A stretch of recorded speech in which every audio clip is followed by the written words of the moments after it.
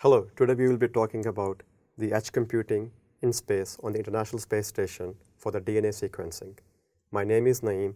I'm IBM's CTO for Space Tech. Let's talk about edge computing. What is edge computing? Edge computing is about taking the compute and storage where the data is being produced. So we can reduce the latency and reduce the movement of data from point A to point B. Let's first talk about the International Space Station. International Space Station is above Earth in the LEO, which is called the low Earth orbit, around 250 miles above. It travels around 17,500 miles per hour, and it can circle every 90 minutes.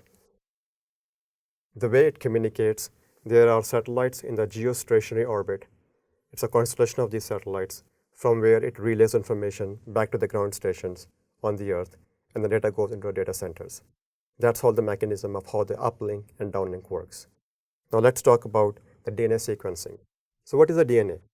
DNA serves as a blueprint for an organism. DNA sequencing is about finding the characteristics of this organism. It can be very beneficial for monitoring the astronaut's health or looking for infectious disease on the space station. The way today it works, the astronauts on the space station, they are scheduled to take a sample from the surface and run through this portable DNA sequencer device.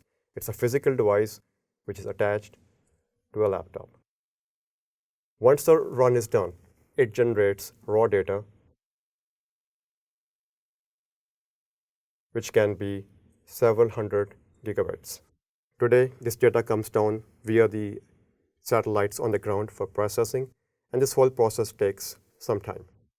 In our collaboration with HPE, who sent their SBC2 systems, space-borne computer systems, in our partnership with them, we determined that we can do the processing of all of this raw data which is being produced. Instead of bringing that information down to the Earth, we can just do all the processing.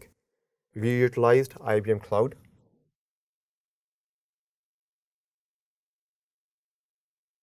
And we built the open source code running it on the Red Hat CRC, which is Code Ready Container OpenShift platform.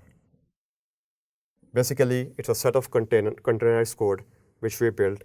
This code was pushed to NASA, and then NASA pushed this code up to the space station onto the SPC2 computers. Now, this solution has several steps because it's a sequential process. It has to go and process all of this information. So the first thing, the containers, when they come up on the CRC platform, they go through a step called base calling. Then the next step is demultiplexing. The third step is the alignment. The fourth step is the analysis. And the last step is actually generating the report. This whole process can take up to 6 to 8 hours, and at the end of the day, it generates a file which is less than one megabyte. So as you can see, is in this edge computing use case, where we were initially moving hundreds of gigs of data back to the ground and processing and taking time. In this case, literally in a day, within 6 to 8 hours, we can create the file. The file is less than 1 meg, and we can send down to the Earth.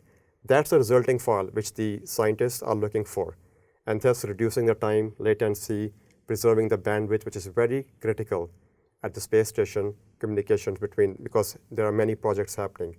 So as we said, this is an extreme use case for the edge computing. Now think about this as we are moving forward, going back to the moon as part of Artemis program, Mars and beyond. If we use these edge computing mechanisms on devices as we are heading towards the deeper space, we might be able to detect possibly life beyond Earth. Thank you.